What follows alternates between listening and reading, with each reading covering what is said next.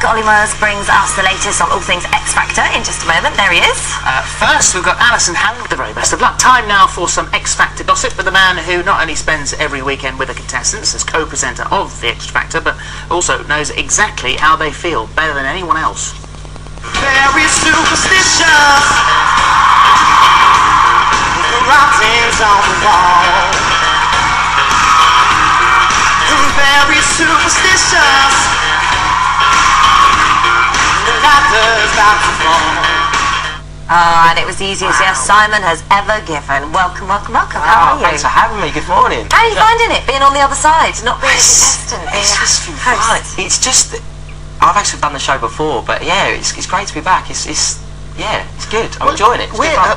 And what a confusing series this has been. It's When the just- judges were all put together, and right up until sort of judges' houses before the live studio, we're all saying, oh, this is working beautifully, this is fantastic. And it appears, and I'm still trying to figure out whether or not it's being newspaper-driven, headline-driven, but certainly if you look at the media, the wheels seem to have come off the thing. But it's still getting massive viewing figures. It's still incredibly popular. I'm still watching it and loving it every single Saturday. Everyone wants to have a pop. Now, it's interesting, and I want to ask you about this one, because in the newspaper today it's got Shane That Tune is one of the headlines. Yes. And this is apparently now people watching the show have turned into sound engineers.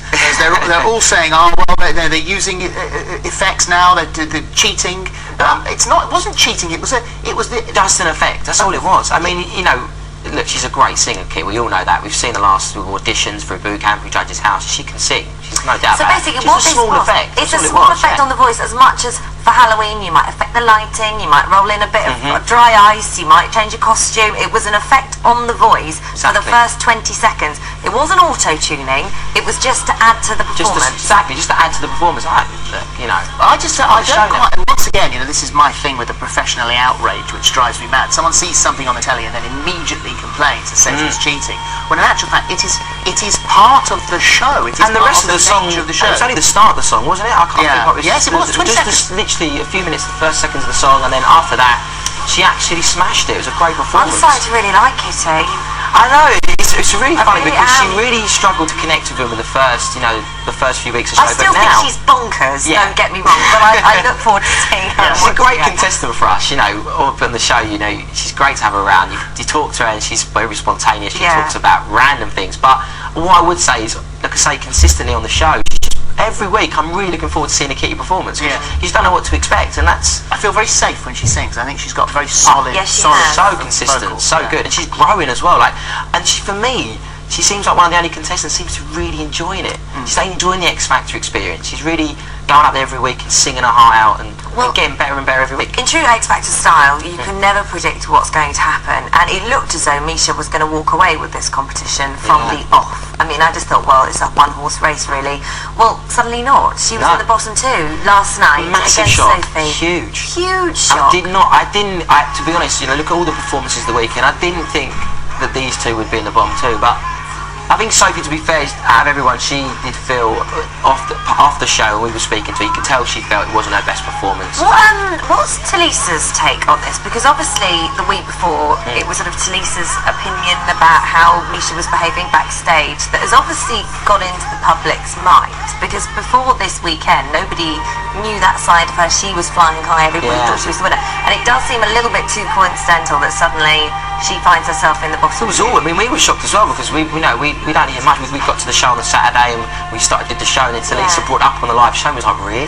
Yeah. It was Well, fun a it little was an bit. intriguing It was very thing strange. to hear, yeah, because obviously as hosts of a show, you know, that has the heightened energy of Sunday nights, and we were talking about skating, you know, there are lots of things that happen backstage which are not really part or worthy of being mentioned on the telly. I think Misha's problem at the moment, I think, is that she's feeling a bit sorry for herself. I think all this stuff that's come out in the press, been a lot of press coverage this week, last week anyway, about it. I think that personally, for me as being an ex-contestant myself, you know, I think at the moment she's not in her personality across much. She's a brilliant performer. I mean, you can't knock her. Performer. She's- I would every go, week I she's would go solid as and a rock. see her She's singing absolutely concert, fantastic. for sure. But I feel at the moment, you know, on our show and when she talks to Dermot, you feel like, I think as people at home like myself, even when I watch it, I feel like I need to get to know you, Misha, a little bit more. But do you know what that is? Sorry, because I feel quite strongly about this. All of that, we need to know a bit more about you. We need to know. It's because we feel like we have a right to know absolutely everything about this person, and if there is one sort of black mark against their name, then we write them off. And it's not right. It's because we have like 24-hour rolling news. We have to fill it with so much stuff, tweeting, Facebooking, all of this stuff. No one stands a chance up to that amount of speculation. Who's going to come out of that whiter than white? No one. Bearing in mind that all of the acts that we're seeing here have been thrown into it. Suddenly it's happened, and they want it. And so you know, this is what you get. This is what the X Factor gives you. This is what being famous means. That there is huge amounts of positive and pressure, but there's negative as well. And so you've got, you know, and I was thinking that as far as the girls were concerned, the Little Mix had love them. changed their name because there's a charity called Rhythmic, so they changed their name to Little Mix. And you saw the girls saying that they had really, here you go. And obviously Jessie was having some real bad, but it was, you know, I've been, 2 years I've been around, you know, and the stuff I get wrote about me sometimes on Twitter and Facebook, you know, and the problem is it must be a lot harder for women because 95% of the time you're reading, there's loads of positives, but there's always that 5% and obviously about her weight and stuff like that, and it's not nice to see. But well, as Holly, you say, it's such an easy thing to do, to insult someone on a social networking site, because I think it's a very cowardly thing to do, especially if you're insulting someone's weight. We know what you look like. Let's have a look at your picture. Are you absolutely perfect yourself? It's a very easy way to criticise someone, and then you say it, and it can be a dagger straight to the heart, and then you're off and away. And say 95% of the time you'll read through the tweets. I mean, I do it. You know, you just do it. You know, when you go off the show, you would Stop get the. doing it. I know, but you do. You get. That's the You silly just. thing to do. It But gives you them read power. through. You read through your tweets and stuff. You know what it's like now with social networks. You read through, and obviously people tend to write horrible stuff, and it does affect you a little bit. 'Cause you think, oh, I should Well, have when said you're that. that new and that sort of fresh to it, I'm sure it does. That must be really tough for her, but she's bounced back We're all really getting well. a bit aggravated, well, aren't we? just what about the risk? Did Ashley leave because of religion? I've heard that. But I think, you know, I was surprised, to be honest. It's the first time a contestant's left the show, I think, isn't it? Just their own accord. That's never happened before. But I think I didn't get an impression from Ashley throughout the process that he wasn't enjoying it. Well, I'll just explain why I mentioned that, because it has been said in some areas that he didn't like the Halloween theme is a religious guy and didn't like the Halloween theme. Now, I don't know whether there is a jot of truth to that or not, or whether, as he said in his VT, it was just something, and maybe, you know, hasn't happened before. You get onto the stage, you find out that this is what comes with it all, and I don't want it. And you also got to remember, he did enter the competition as a solo artist as well, so maybe he just got to the point, and maybe he just felt in the group it wasn't working out. And but like I say, I mean, Ashford jumped in, 24 hours notice, and I thought the rest did really well at the weekend. Yes. To be honest, I was a bit worried because with Halloween special, you know, whenever you get Thriller, it's always like, it's a tough one. It's that one song you don't want to get. If Simon would have gave that to me, I'd have been like, no, Simon, I'm not doing it. But I think the guys did a great job, and I think they've had a really tough couple of weeks, the guys, but they're getting through it. I think, you know, the last week they had 3 changes to their song. Yeah. This week, you know, 24 hours with Ashford. So, well, I hope he doesn't regret Ashley, going through everything that he went through, everything that everybody wants to go through to get to that slot, to get onto that live stage, and then to give it away. Well, I had times when I was a contestant that you do sort of doubt yourself a little bit. You know, I was looking around my competition again because there's some really great singers here. Were there times that you would have walked? No, because I love the show, and I know why I was going to. I mean, even you have them little doubts in your mind, like, well, just be fair, I'm on the biggest show on TV, you know, and also, you know, I'm singing, you know, in front of 20 million people. I've got, you know, the chance to change my life, and it has. So yeah, I'm surprised actually, but hey, you know, everyone's each their own. What's going on the judging panel then? Is this all for show? I mean, are they genuinely now fighting?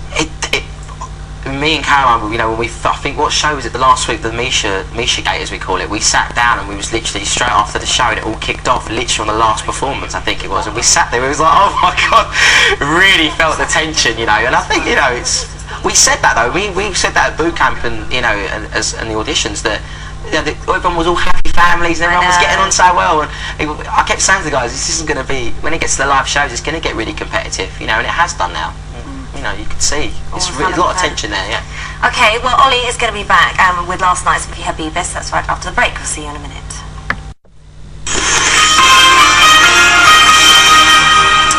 Welcome back. Now, last night we said very sad goodbyes to X Factor's Sophie Habibis.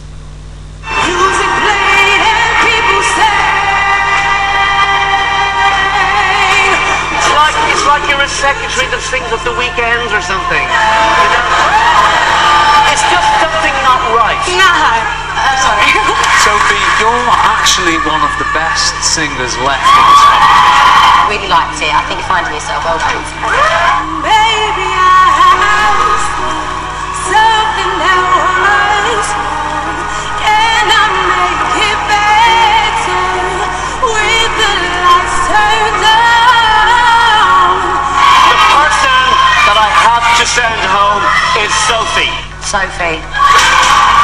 The act that I'm sending home is Sophie. And Sophie joins us now. Sophie, welcome to you. I mean, we were watching it last night, and there's you, Misha, and Frankie still stood there, and I'm thinking, well, Frankie clearly is going to be in the bottom, so it's either between Misha and you. Who's it going to be? Didn't think for a second that it would be you two girls stood there. I mean, what was going through your head at that time? I don't really know. It's one of those ones where you're thinking so much that it's got to a point where it's just like blur. It was horrible. Do you know? Was it horrible? Really horrible. Especially coming against Misha. Yeah. Yeah, of course. Yeah. And why do you think you ended up in the bottom two? I don't know. I hate coming up with no answers, but it's a tough one. It's anyone's ball game. Yeah. It's a competition, and you know you have to expect the unexpected every week. Do you think it was hard not having Kelly there? I know obviously she was unwell and that can't be helped, but obviously Alexandra came in and filled in, and she doesn't really know you that well because she hasn't mentored you for so long. Do you think had Kelly have been in that seat, maybe sort of backing your corner a little bit more, that maybe that would have turned the way the public felt? Maybe, but I think there's not much point even thinking like that because she wasn't well, and that's how it was. You know, I had to. It's sort of like it was a bit of a test to me. Yeah. Whether I could do it or not.